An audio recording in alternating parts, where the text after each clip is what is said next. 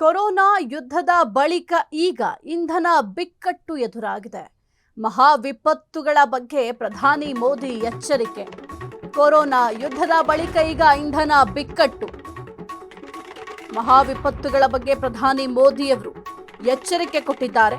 ಜಗತ್ತಿನಲ್ಲಿ ಮತ್ತೆ ಬಡತನ ಆವರಿಸುತ್ತದೆ ಅಂತ ಮೋದಿಯವರು ಹೇಳಿದ್ದಾರೆ. ಜಾಗತಿಕ ಸವಾಲು ನಿಭಾಯಿಸದಿದ್ರೆ ಬಡತನದ ಆತಂಕ.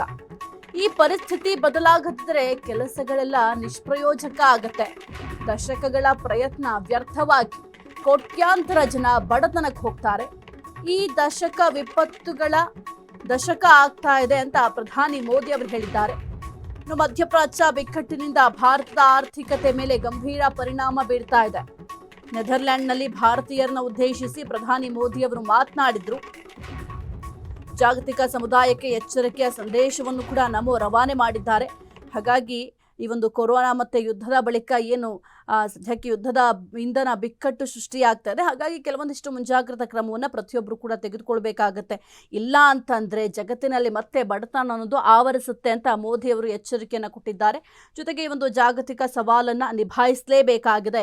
ಪ್ರತಿಯೊಬ್ಬರು ಕೂಡ ಈ ಒಂದು ಜಾಗತಿಕ ಸವಾಲೇನಿದೆ ಅದನ್ನು ನಿಭಾಯಿಸಲಿಕ್ಕೆ ಸಿದ್ಧರಾಗಿ, ಒಂದು ವೇಳೆ ಈ ಒಂದು ಪರಿಸ್ಥಿತಿ ಬದಲಾಗದೆ ಇದ್ದರೆ ಮಾಡುವ ಎಲ್ಲ ಕೆಲಸಗಳು ಕೂಡ ಆಗ ನಿಷ್ಪ್ರಯೋಜಕ ಆಗುತ್ತೆ. ಇನ್ನು ದಶಕಗಳ ಪ್ರಯತ್ನ ವ್ಯರ್ಥ ಆಗಿ ಕೋಟ್ಯಾಂತರ ಜನ ಬಡತನಕ್ಕೆ ಹೋಗ್ತಾರೆ ಅಂತ ಸದ್ಯಕ್ಕೆ ಎಚ್ಚರಿಕೆಯಿಂದ ಇರುವಂತೆ ಈಗ ಪ್ರಧಾನಿ ನರೇಂದ್ರ ಮೋದಿ ಅವರು ಸೂಚನೆಯನ್ನು ಕೊಟ್ಟಿದ್ದಾರೆ.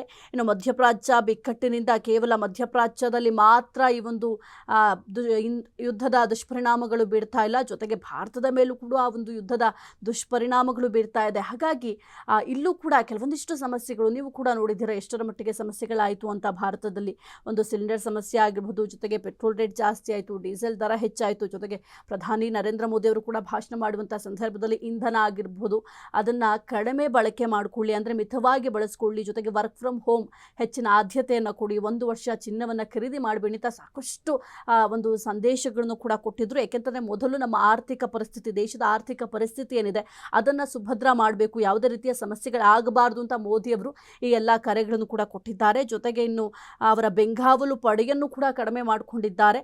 ಸದ್ಯಕ್ಕೆ ನೆದರ್ಲ್ಯಾಂಡ್ನಲ್ಲಿ ಭಾರತೀಯರನ್ನು ಉದ್ದೇಶಿಸಿ ಪ್ರಧಾನಿ ಮೋದಿ ಅವರು ಮಾತನಾಡುವಂಥ ಸಂದರ್ಭದಲ್ಲಿ ಬಹಳ ಕೇರ್ಫುಲ್ ಆಗಿರಿ ಎಂಬ ಸಂದೇಶವನ್ನು ಕೂಡ ಕೊಟ್ಟಿದ್ದಾರೆ.